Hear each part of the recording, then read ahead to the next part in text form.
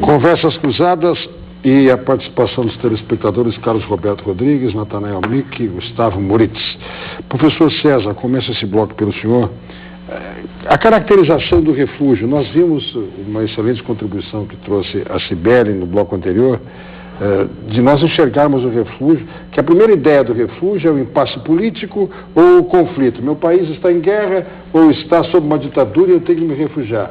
Mas é possível, com refúgio, à luz do direito internacional, outras circunstâncias de miserabilidade, impossibilidade de sobreviver e buscar um país que o acolha?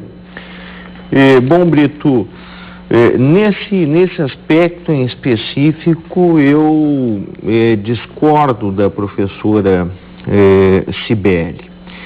Se nós fôssemos pegar os atributos clássicos, positivados do refúgio, se nós fôssemos utilizar a Convenção de Genebra, se nós fôssemos retroceder lá na metade do século XX, todos os atributos para a concessão do refúgio são atributos em países em guerra, perseguição política, ideológica. Em momento algum, nestes tratados internacionais, vamos encontrar a palavra pobreza.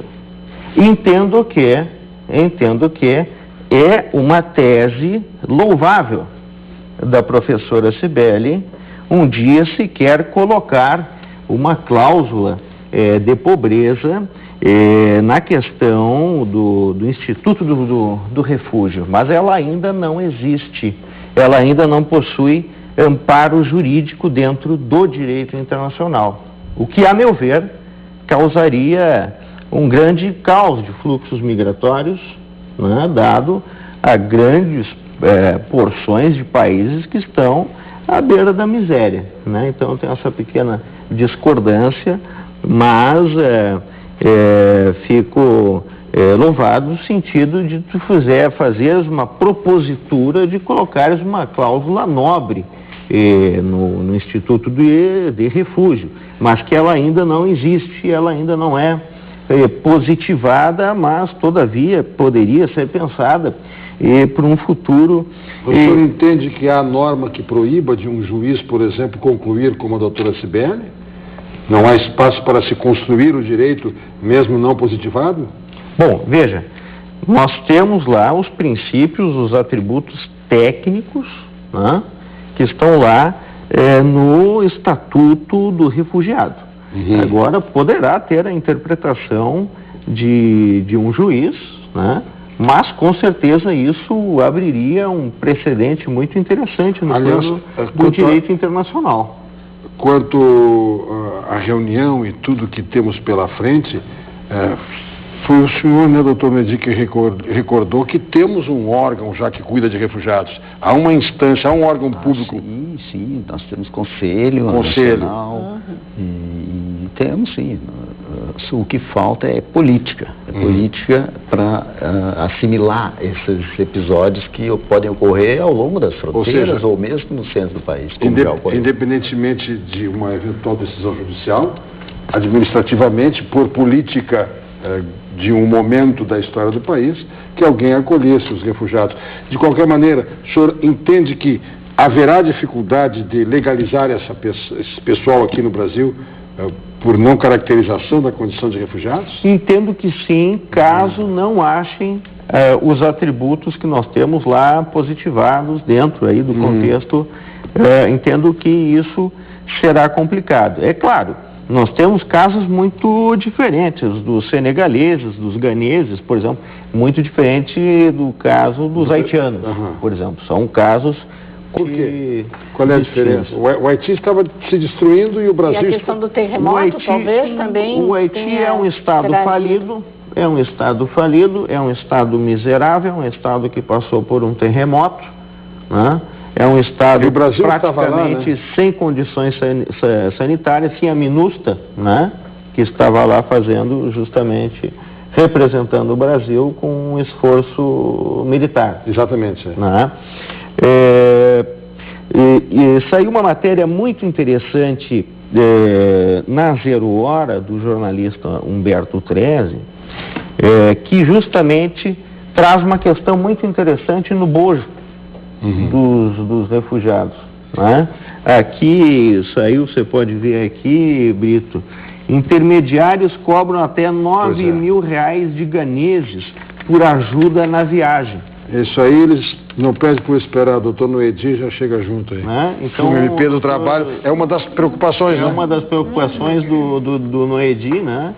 E que demonstram que realmente esses casos criam, né, terceiras vias muito preocupantes.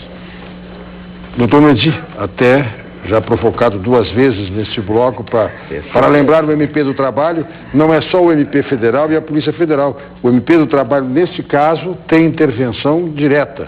Neste caso, sim. Porém, como eu disse no início, a gente não tinha, ou pelo menos não tem até agora, formalmente, não temos nenhuma notícia que envolva, por exemplo, o caso crime, né, crime definido na legislação penal de aliciamento. No momento que nós tivermos isso, bom, aí nós temos que atuar. De todo modo, como eles já estão aqui e tal, as formas como eles vieram podem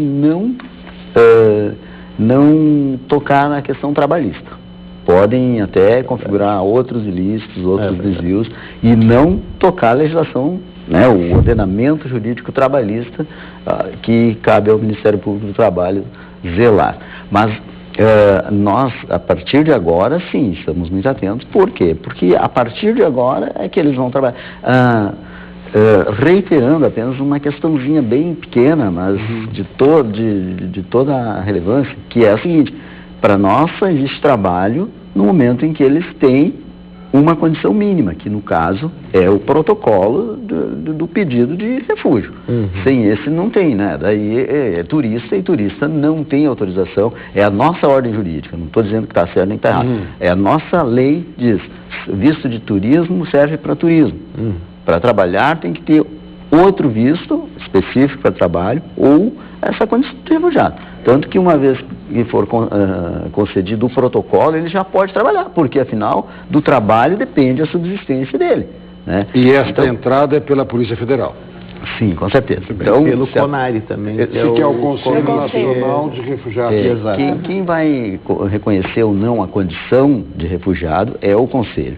E é por isso até que nós temos todos os requisitos na doutrina, no direito internacional, mas ainda assim cabe a uma comissão. E eu acredito, sinceramente, que todos os julgadores, todos aqueles que se sentam a uma mesa para decidir, eles estão em conexão com o seu mundo atual. E o mundo atual está se modificando. Em virtude do quê? Da globalização, dos 2000 para cá, que levou bolsões de desenvolvimento para regiões antes não desenvolvidas. Veja-se o caso da Índia, em parte o caso do Brasil, o caso da China, em grande parte, outros países, tá? Mas esses são os clássicos que estão em toda a literatura do offshoring e tudo mais. Bom, então, atrás disso vieram os inevitáveis fluxos migratórios em busca do quê? Do trabalho. E eles têm usado, é certo, o Instituto do Refúgio, porque não tem um outro. Não tem como chegar a dizer, gostaria de trabalhar no Brasil. O Instituto do Desemprego não está no direito internacional. O professor acabou de dizer, a pobreza lá não está, embora terremoto também não estivesse, né? E nós tivemos que... então, eu acredito que essas novas circunstâncias possam influenciar, e não apenas no Brasil. Eu acho até que em alguns países de outro nível de desenvolvimento, esses fluxos migratórios que nós estamos experimentando agora são muito bem-vindos. São muito bem-vindos, sob pena de quebra da Previdência, por exemplo. Agora, de qualquer maneira, a situação de Gana também não é um mar de rosas que não seja justificável fugir de lá. Também nem isso, né, a situação de Gana.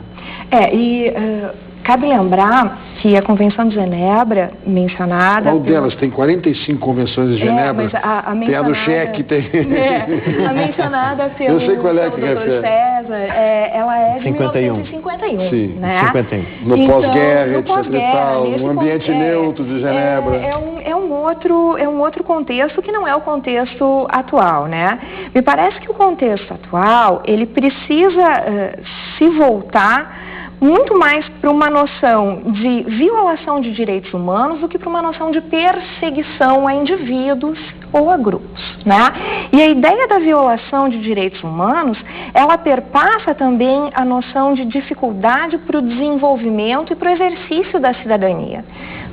Então, em que medida essas pessoas que estão nos buscando como seu destino, elas estão sendo impedidas de alcançarem o seu desenvolvimento no seu país de origem, elas estão sendo impedidas de exercer a sua cidadania no seu país de origem.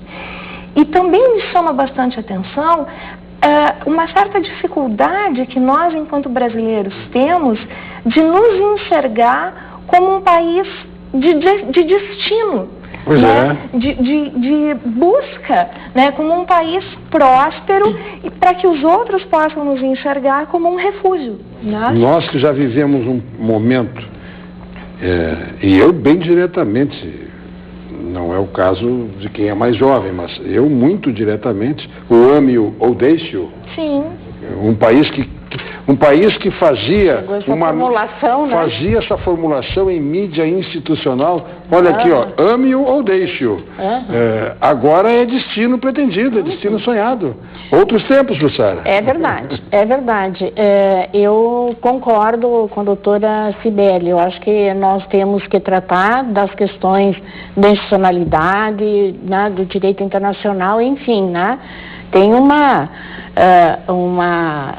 regulamentação, digamos assim, internacional, mas nós temos que alimentar uma outra cultura, né? Essa cultura dos direitos humanos. E pensar que o Brasil, ele se constituiu nesses fluxos. Olha, o Brasil, o nosso processo civilizatório é assim.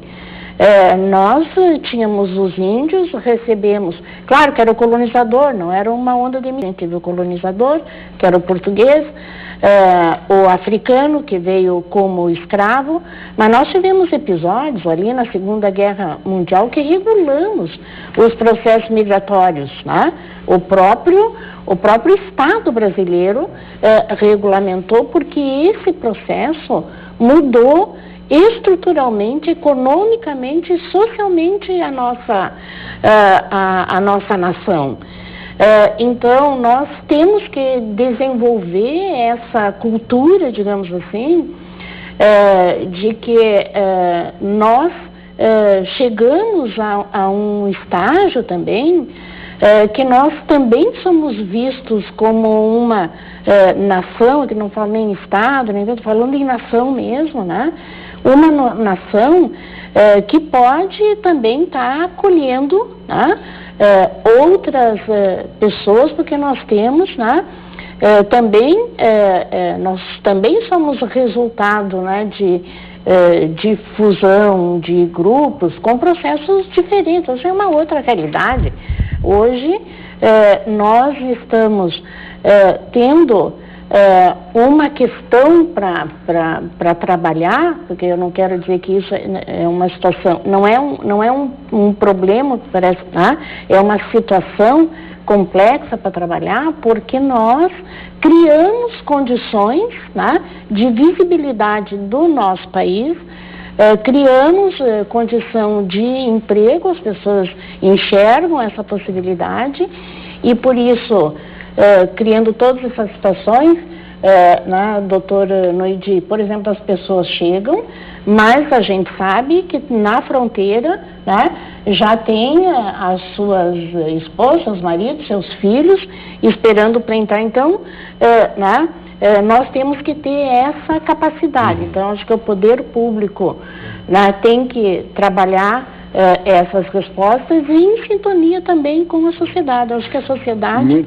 né, já tem se preocupado com isso e, digamos, nós temos que naturalizar, digamos, o fato de que daqui por diante nós temos que nos dedicar e nos aprofundar nessa questão.